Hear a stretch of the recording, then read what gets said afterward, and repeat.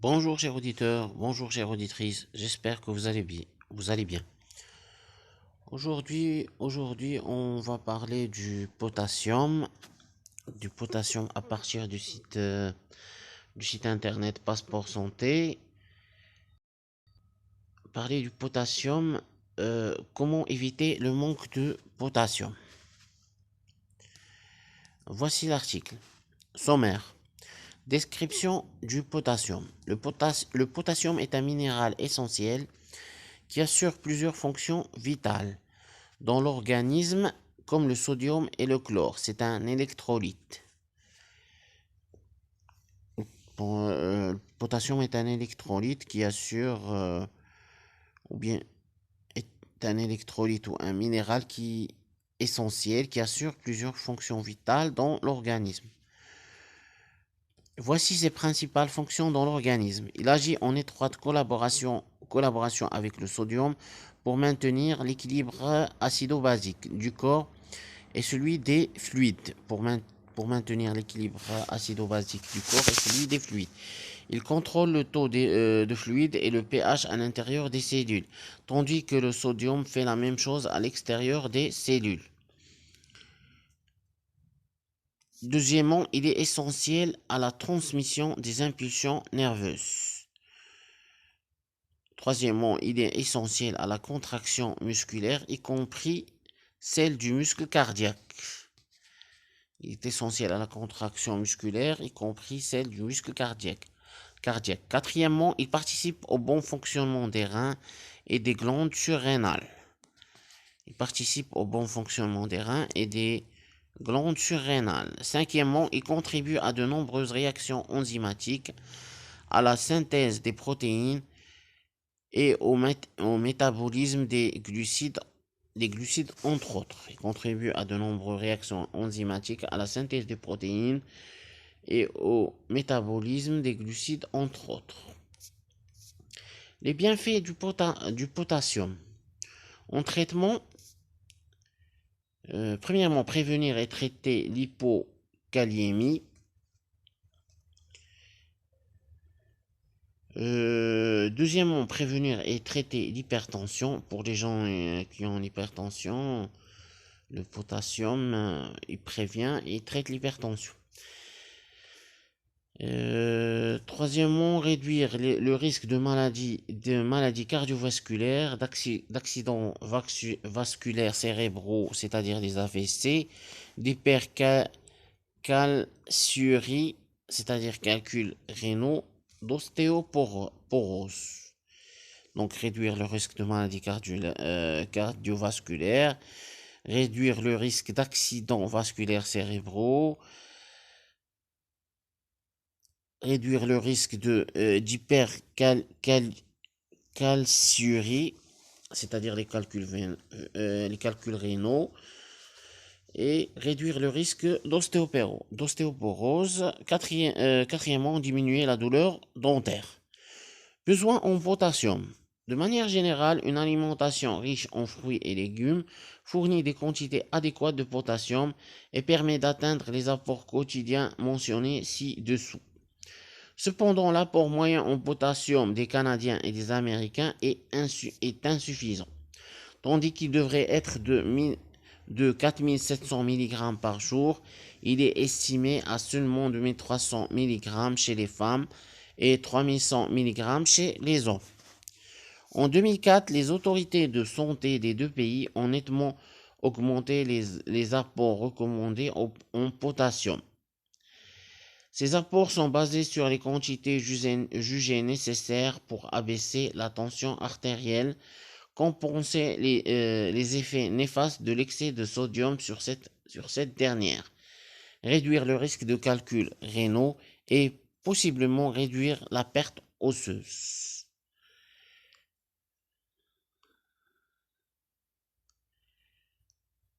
Apport suffisant en potassium. Donne les apports suffisants en potassium selon l'âge. De 0 à 6 mois, 400 mg. De 7 mois à 12 mois, 700 mg. De 1 à 3 ans, 3000 mg. de 4 à 8 ans, 3800 mg, de 9 à 13 ans, 4500 mg, 14 ans et plus, 4700 mg, femme enceinte, enceinte 4700 mg, et femmes qui allaitent 5100 mg. Donc les femmes qui allaitent, elles ont le plus besoin de potassium. On constate aussi que les apports en potassium doivent augmenter avec l'âge. Avec l'âge, c'est-à-dire qu'on trouve avec de 0 à 6 mois, on a besoin de 400 mg, alors que 14 ans et plus, c'est-à-dire l'âge adulte, on a besoin de 4700 mg. Source Food and Nutrition Board, Institute of Medicine, potassium.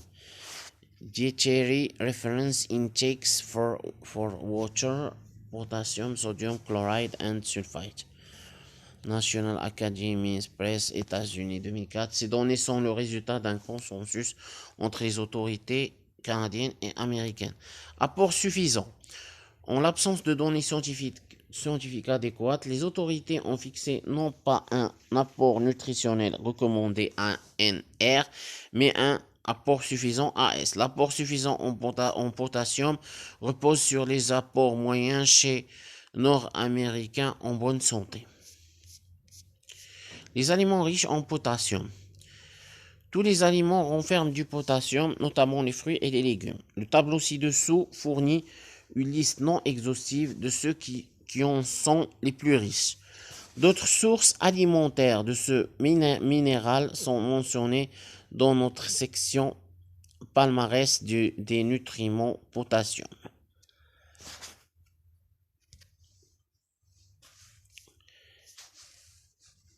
Bon. Aliments, portion potassium. Haricots blancs cuits. Portion 250 ml, c'est-à-dire une tasse. Les apports en potassium, 1061 mg. Donc, je pense que c'est l'aliment le plus riche en potassium. Suivi par pommes de terre avec la pelure cuite au four. Portion, une moyenne, c'est-à-dire 175 mg. Potassium de 926 à 952 mg. Palourde en conserve. 100 mg. C'est-à-dire, c'est à peu près 13 moyennes. Ça contient 628 mg. Pommes de terre sans la pelure. Cuite au four. Une moyenne de 155 mg contient 610 mg. Tomates en purée en conserve. Une portion 125 mg, c'est-à-dire une demi-tasse, contient 580 mg. Filet de flétan cuit au four ou grillé 100 mg contient 576 mg. Courge d'hiver, musquée, poivrée, hubar, cuite. Portion 125 mg, c'est-à-dire une demi-tasse, contient 308 à 478 mg. Épinards bouillis, 125 mg d'épinards bouillis, c'est-à-dire une demi-tasse, contient 443 mg. Yogourt nature 0% à 4% de matière grasse, 175 mg de yaourt, c'est-à-dire 3 sur 4 tasses, contient entre 386 à 431 mg. Banane, une moyenne, c'est-à-dire 120 g, contient 422 mg de potassium. Symptômes du manque, donc comme vous pourrez le constater, les haricots blancs sont les aliments les plus riches en potassium, suivis par les pommes de terre avec pelure cuite au four.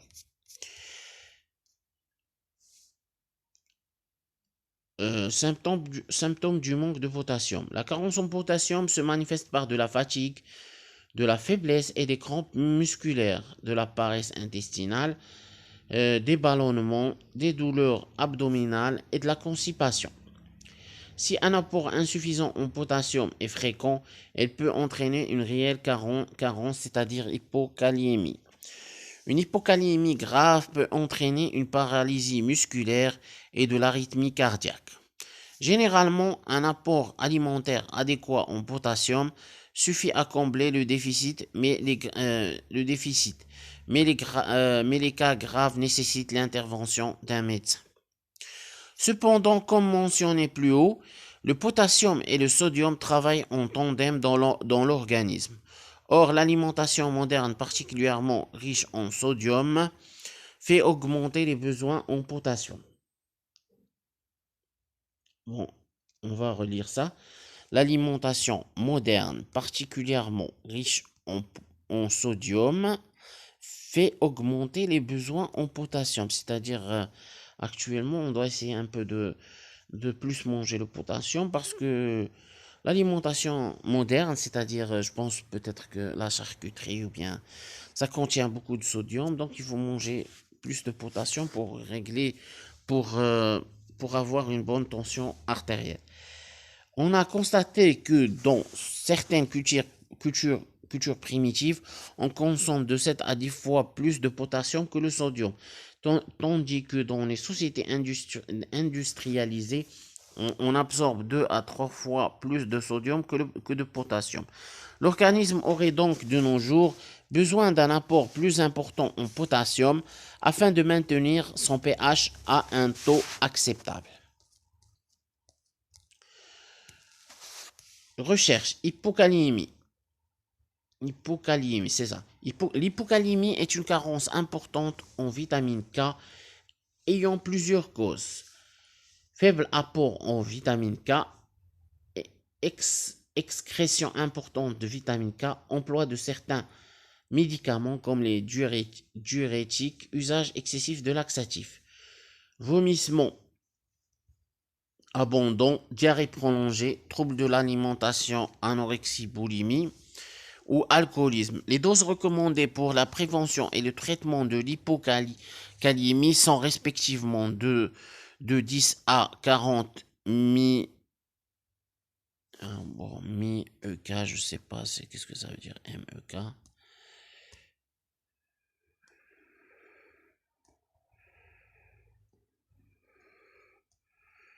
MEK et 40 à 100 MEK chez l'adulte sous forme de chlorure de potassium par voie intraveineuse. Ces doses sont respectivement de 1 à 2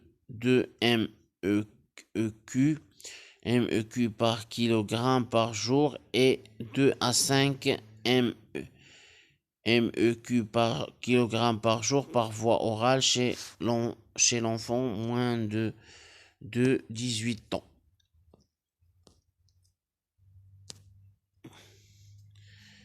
On va voir qu'est-ce que ça veut dire MEQ.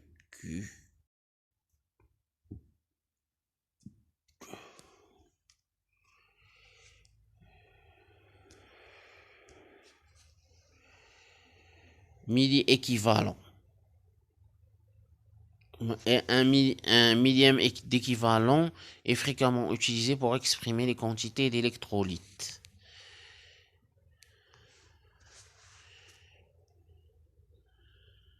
Bon, comment convertir MEK? Un milli-équivalent est simplement un millième de mol qui réagit. Par exemple, un millimol de soude correspond à un milli-équivalent.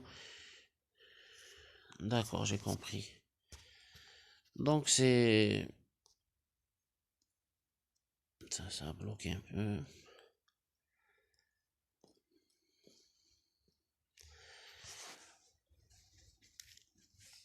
Donc ces doses sont respectivement de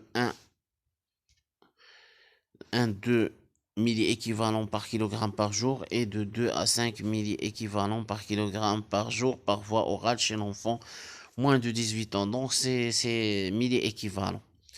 Hypertension. Des études épidémiologiques ont rapporté une association entre un régime pauvre en potassium et une augmentation de la pression sanguine, suggérant qu'une supplémentation en potassium pourrait abaisser la pression sanguine et traiter efficacement l'hypertension.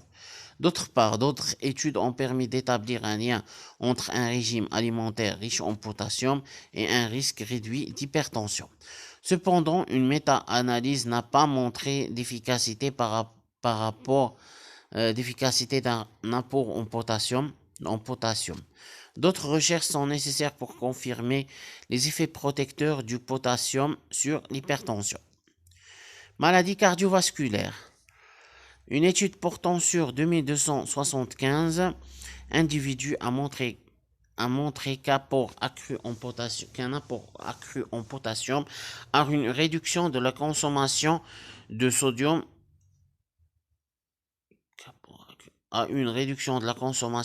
sodium réduisait le risque de maladie cardiovasculaire. Voilà pourquoi Santé Canada autorise pour les aliments contenant au moins 350 mg de potassium par portion et faible en sodium l'allégation santé suivante. Une alimentation saine comprenant des aliments à teneur élevée en potassium et pauvre en sodium peut réduire le risque d'hypertension, facteur de risque d'accident vasculaire cérébral et de maladie du cœur. La Food and Drug Administration américaine permet une allégation similaire. De plus, une autre équipe de chercheurs suggère que les effets protecteurs des fruits et légumes sur le système vasculaire sont attribuables à leur haute teneur en potassium. Cette haute teneur en potassium serait également responsable d'une réduction des risques de maladies cardiovasculaires, selon une méta-analyse portant sur 11 études et incluant près de 350 000 participants. Accidents vasculaires cérébraux.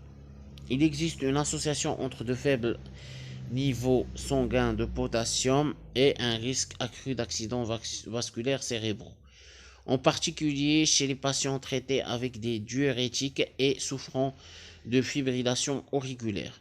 D'autre part, ce risque d'AVC semble réduit chez les personnes ayant des niveaux sanguins élevés de potassium. Hypercalciurie. Niveau élevé de calcium dans l'urine. Le citrate de potassium présente une certaine efficacité lorsqu'il est combiné au magnésium dans la formation de calculs rénaux récidivants. Une étude a rapporté en outre que le phosphate de potassium diminue les niveaux de calcium sanguin chez ceux souffrant d'hypercalciurie, un facteur qui favorise les calculs urinaires. Ces résultats sont à confirmer.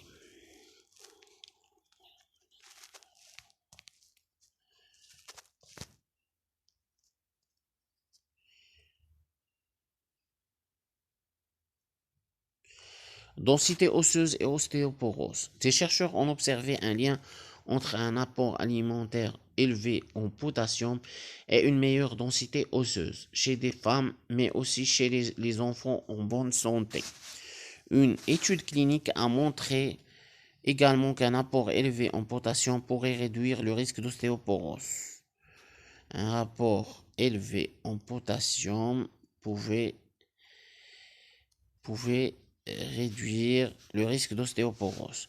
Les chercheurs pensent, entre autres hypothèses, qu'un régime alimentaire riche en potassium est bénéfique pour la santé osseuse grâce à son effet alcalinisant.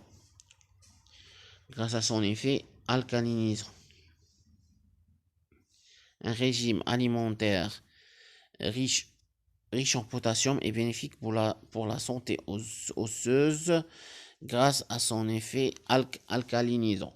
En effet, lorsqu'on mange trop de denrées comme la viande, le fromage et le poisson, le corps s'acidifie.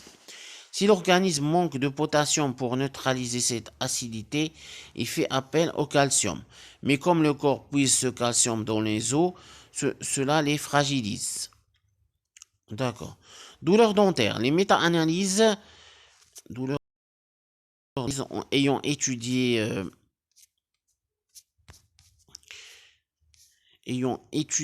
les effets réducteurs de sel de potassium sur la douleur dentaire ont rapporté des résultats mitigés. Aucune conclusion ne peut être tirée de ces résultats. Précaution. Attention, une supplémentation en potassium doit se faire sous la surveillance d'un professionnel de la santé. Une supplémentation en potassium doit se faire sous la surveillance d'un professionnel de la santé. En effet, il y a plusieurs contre-indications et effets indésirables associés à ces suppléments. Contre-indications et effets indésirables associés à ces suppléments. De plus, de nombreuses interactions sont possibles, car plusieurs médicaments peuvent causer un excès hyperkaliémie ou une carence hypokaliémie en potassium. Au Canada et aux États-Unis, pour éviter les dangers d'un surdosage, les suppléments de potassium et de multivitamines contiennent généralement une faible quantité de potassium considérée sans risque, soit moins de 100 mg. Fin de l'article. J'espère que cet article vous a plu. Rédaction, c'est professeur Stéphane Bastianetto, chercheur.